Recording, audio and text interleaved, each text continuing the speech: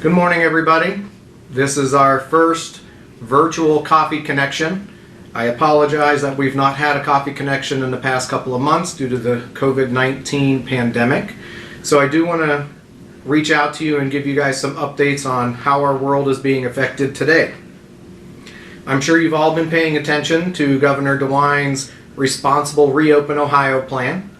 He has opened up dining areas, he has opened up beauty salons, and he's put very specific parameters in place for those things. He's also opened up a lot more of the businesses that we all patronize throughout our lives. A lot of people have been sending questions about how and when we are going to start to open back up. So what I wanted to do was address a few of those things head on. The beauty shop. Although Governor DeWine has opened the beauty shop, he does not actually oversee the beauty shop here at SMC. The issue that we have is that our beauty shop sits on the 3rd floor of Rickley Commons, which is a skilled nursing facility.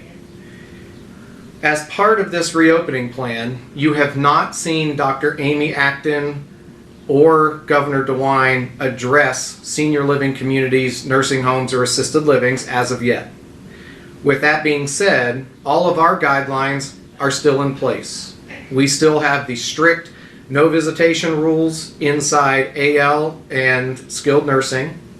We still have very strict isolation precautions that we have to follow, and we still have very strict no communal dining rules that we have to follow as well. The beauty shop is kind of in an area that some people feel you can isolate, but by licensure, the 3rd and 4th floor of Rickley Commons are skilled nursing, which means I cannot allow visitors to go to that floor. I did reach out to the beauticians last week after the announcement came up. They are willing and wanting to come back to work. I've reached out to the Ohio Department of Cosmetology. I am awaiting calls back from a couple of their inspectors because we are looking to see if we can set up the beauty shop in a different section of the campus. It will be makeshift. It will definitely not be as nice as the beauty salon up on 3, but what we're trying to do is get that service here on the campus for everybody to use. It just cannot happen up on that 3rd floor. The issue we're running into right now is that the Department of Cosmetology says that it would have to be inspected. So I'm trying to work with the inspectors to find out what's my minimum requirement, if there's any kind of waiver I can apply for, or if they'll grant us a temporary stay where we can set up under certain health guidelines the beauty shop in a different area, potentially Bancroft, potentially maybe an empty villa or something like that. We just want to try to get it set up in an area where residents have access to and they're not being restricted by a different entity. The dining room. Questions have come up on when we're going to be reopening the community center now that Governor DeWine has given some direction on restaurants. So as of right now, we will not be opening the community center on any planned opening at this time. We will still be doing the carry-out and delivery services. One of the things that we have experienced through the COVID-19 pandemic is an extreme loss of staff. So we have to try to figure out a way to open the dining room with a significantly understaffed dietary department. We may get to a point where we will open it to a very limited seating capacity. We may have to open in some other way, shape, or form. One of the things we are still trying to get a handle on is how we are going to keep the social distancing. One of the issues is parties and parties of certain numbers and keeping the social distancing inside the dining area.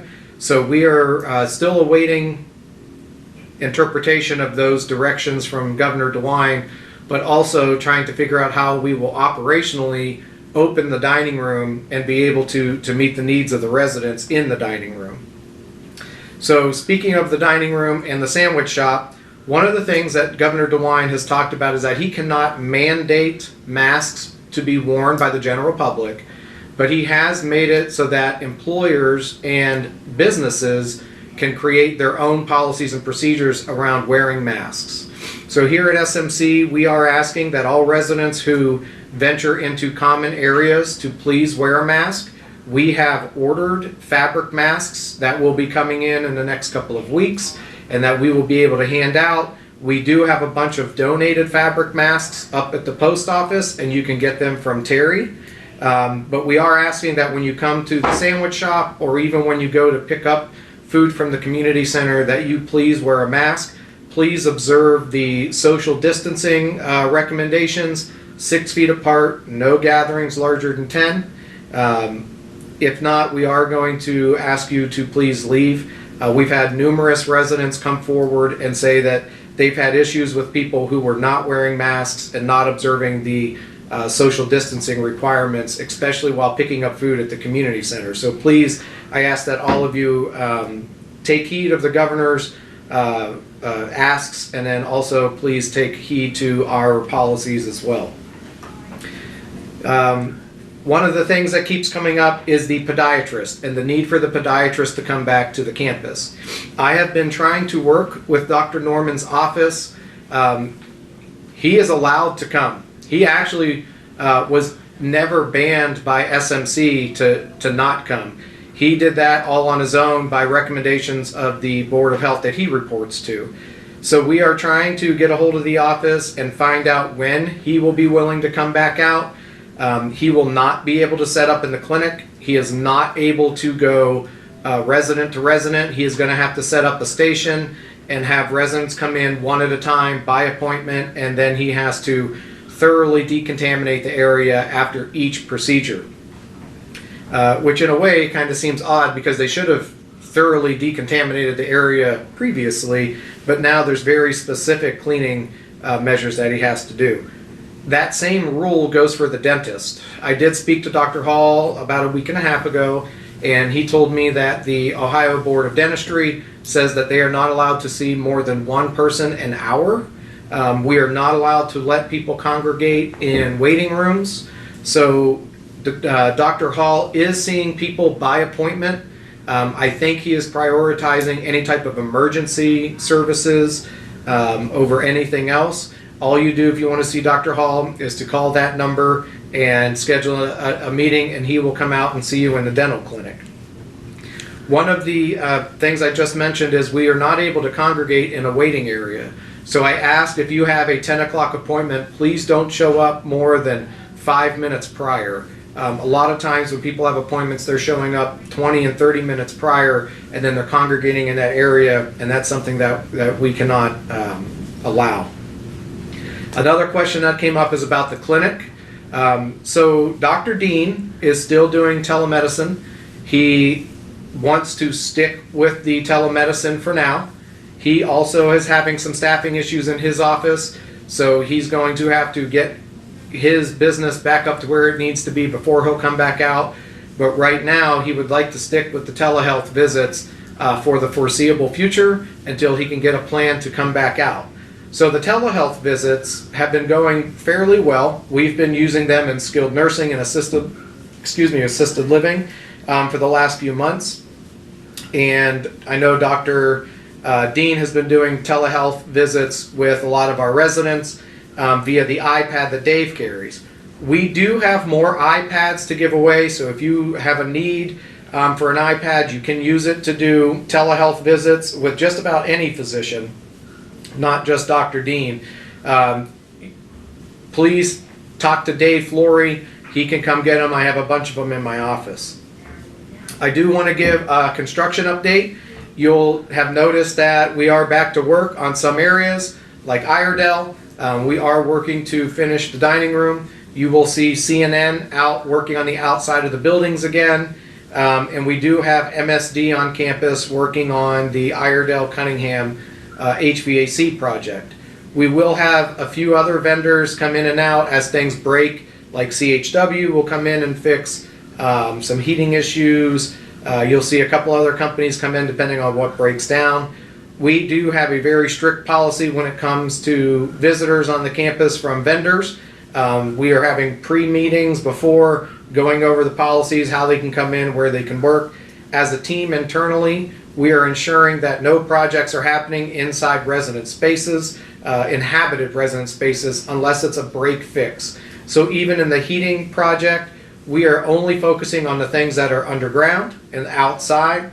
CNN obviously is all outside. And then when you see Fazios and them coming in, they are going directly to the empty vacant unit and going in, doing their job, and leaving. So we are trying to open things up to get the campus alive again, and trying to stick to all the standards that have been given to us by the Ohio Department of Health, Governor DeWine, and also the Centers for Disease Control and Prevention.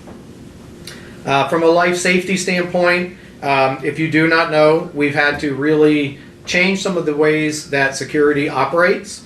So if security is called to your villa or your apartment, they are going to be less hands-on and involved when they get there. We are, security should always be wearing a mask and have gloves with them.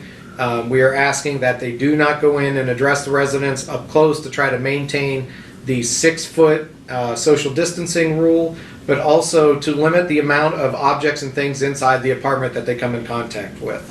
So life safety is still doing their job. We just have to make some adjustments in their practice to keep everybody safe. And then I did want to give one final thing, a COVID-19 update. So a few weeks back, the Ohio Department of Health issued a notification requirement to all skilled nursing and assisted living entities in the state. And then we have to notify everybody from the Ohio Department of Health. We have to notify the local health department, and we have to notify all residents, all staff, and all responsible parties, which we've limited it to the first primary contact for all residents, of any positive or what they call probable cases. So we did a notification. I sent out a phone call about a probable case because we have a 24-hour time requirement. And of course, the day that gets wrote into order, we had an incident that we had to address in a very quick time frame. And so I had communicated out that we had a probable case. I then received somewhere shy of 500 phone calls, text messages, and emails. The front desk, the security officers, the nursing supervisors, all my department heads received a lot of phone calls. We do not and have not had a positive case here at Springfield Masonic. You guys were notified of a positive case, actually multiple positive cases up at our Medina campus. We did get mentioned in an article that was written about Southbrook Care Center that had positive cases. We were mentioned at the bottom because of that notification. What we had was a probable case. What we then learned later on that day is that it wasn't even a probable case. Probable cases are people who meet all these requirements as far as signs and symptoms, have been tested for flu, pneumonia, and strep, and all came back negative. And so they are probable COVID, but they did not test them. The one I notified you about, that gentleman got tested, so he wasn't even probable. He was pending until we got the results, which came back negative. So to date, we have had numerous residents and staff members tested. We've had no positive cases to date. All the procedures and all the planning and everything that you guys have been doing to help us stay safe and to help us protect one another have been working. So I just want to say thank you. Thank you to all of you for kind of suffering through this with us. It has been a long couple of months. We've had to make some very hard decisions. Nothing is easy. You want to see the campus open. You want to see the campus thriving, especially now that the sun is coming out and things are greening up. I want the residents to be happy and be enjoying events and gatherings. Unfortunately, right now, events and gatherings are going to be on hold for the foreseeable future.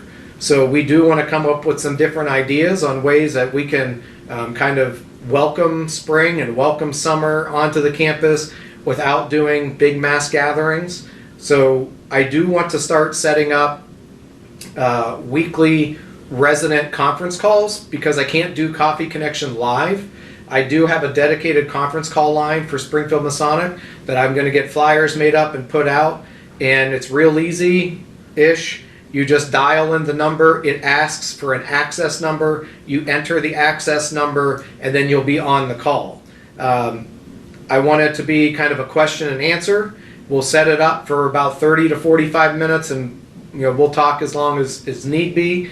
I'm thinking I would like to do it maybe in the evening, 6 o'clock in an evening or something like that, once people are done with dinner and I'm kind of through my work day, and then we can kind of do a live teleconference, and we'll try to do it every other week, maybe weekly if there seems to be a really big response, but we will get flyers out this week about doing those teleconferences. So please be on the lookout for those. That is everything that I have at this point. Again, I just want to thank everybody for all you've done to help keep us safe. I did miss one thing now that I'm looking down. Outside beauty shops are going to be open, and we are going to be offering transportation out to the beauty salons and for residents who can go get their hair done. So I did miss that. I apologize. So with that, thank you for everything, and have a great day.